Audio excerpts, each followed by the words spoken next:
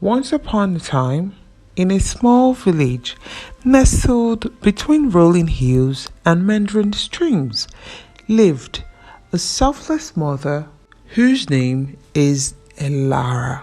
Elara was blessed with two children, and although her days were filled with hardship, but her heart overflowed with love for her two children, Ethan and Emma, a boy and a girl. Emma being the girl and Ethan being the boy.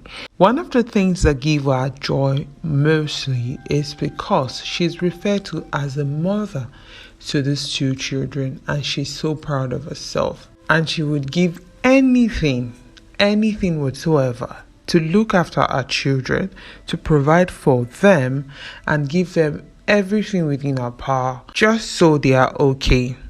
Elara had once known a comfortable and happy life. She was known as the woman who travels from village to village, buying and selling fabrics from one place to another.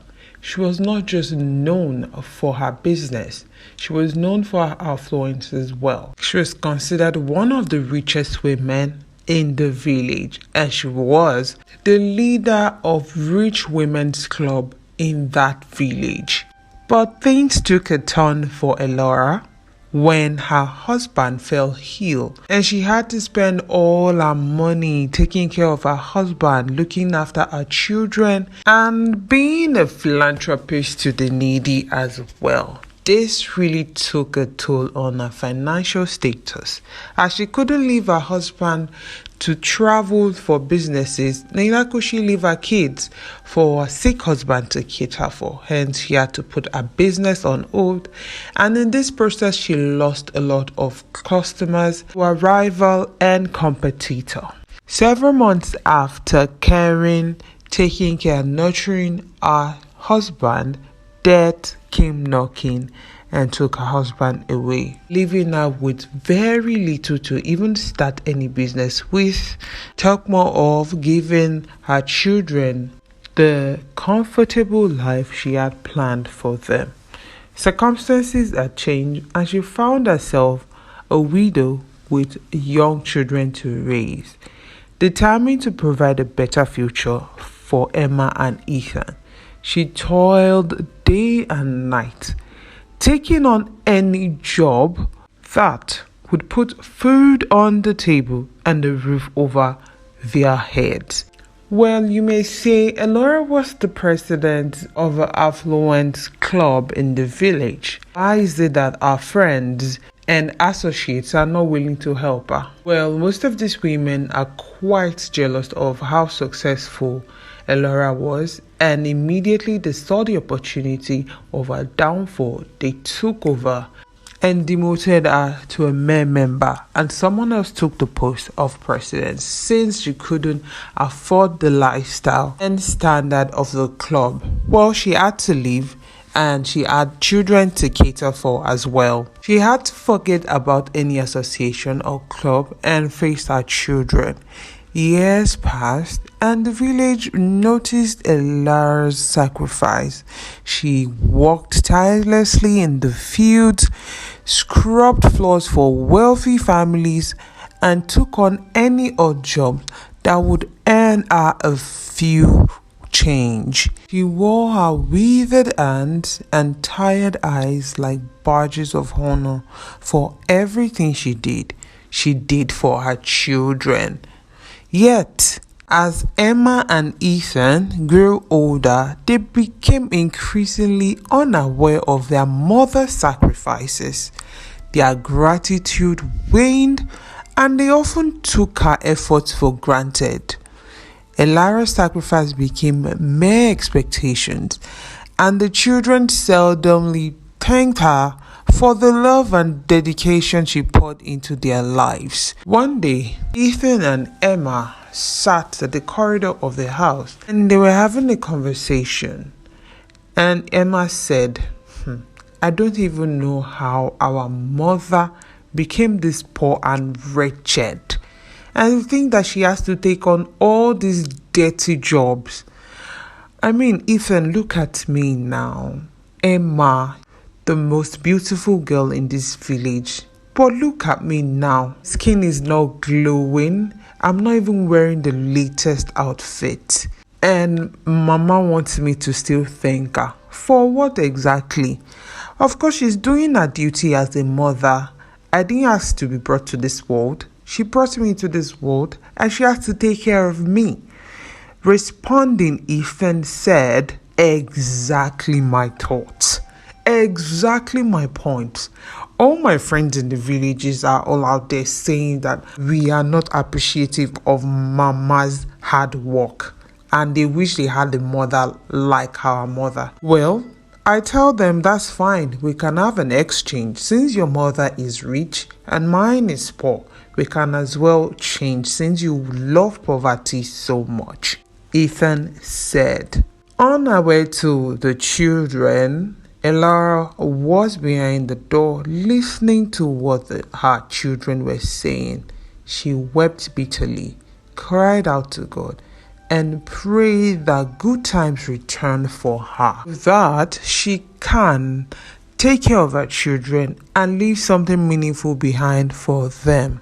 Unknown to Elara, who was working day and night to take care of her children, Ethan and Emma were planning to run away from the house to leave their mother all by herself and to go and make a big name for themselves and not associate themselves with their mother or their late father's name at all.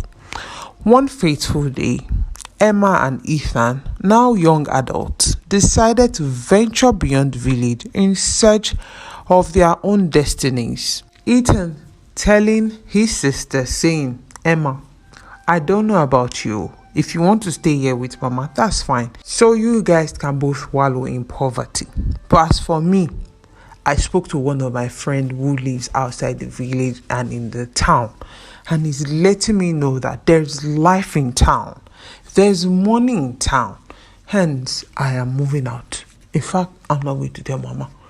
If you want to follow me, that's fine. But either way, you can stay with Mama. Emma, hearing this, responded saying, never. Take me with you. I'd rather be with you than stay in this house or this village entirely. This embarrassment is too much. I can't take it any longer. The now young adults, Emma and Ethan, left without a word of thanks or a hug to their weary mother, who stood in the doorway, tears glistering in her eyes. Elara watched them disappear into the horizon, the weight of her sacrifices heavy on her heart. As the seasons changed, so did the fates of the family. Emma and Ethan, who had thought all that glitter is gold, realized pretty soon that it is indeed not gold and it's tough in the real world. These children both soon realized the sacrifices their mother had been making for them, running here and there, working on the field, scrubbing rich people's floor, just to put food on the table for them. Emma and Ethan faced the harsh realities of the world, and life proved to be more challenging than they had anticipated. They struggled to find work, faced adversity, and yearned for the warmth and comfort of the home they had left behind. Days turned into weeks, and weeks turned into months, and months into years. Emma and Ethan decided one day that it's about time they went back home, not just to see their mother, but to ask for forgiveness and beg their mother to forgive them, for they have been so ungrateful, so unappreciative of everything their mother had done for them all these years, the sacrifices she had made for them all these years. They soon realized it was all out of love, the instinct of a mother. They decided to journey back home, and on their way back home, they were involved in a terrible accident that claimed the lives of both Emma and Ethan.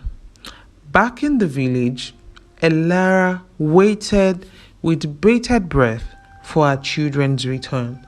The days turned into weeks, and the weeks into months. Word finally reached her that Emma and Ethan, who were burdened by life's challenges, had met unfortunate ends on their separate journeys. Hearing this, Elara screamed with so much bitterness and anger and sadness in her voice, saying, "No, this can't be my fate. After all my sacrifices, after all that I've been through, after everything that I have done, I know my children may not appreciate anything that I have done for them, but I would give anything to see them alive today. I do not deserve this. I don't." Elara wept uncontrollably. She wept and cried. Heartbroken, Elara's shoulders slumped with grief. She had sacrificed everything for her children, hoping they would find happiness and success. Instead, the ungratefulness of youth and the cruel hand of faith had left her with an empty home and a shattered heart.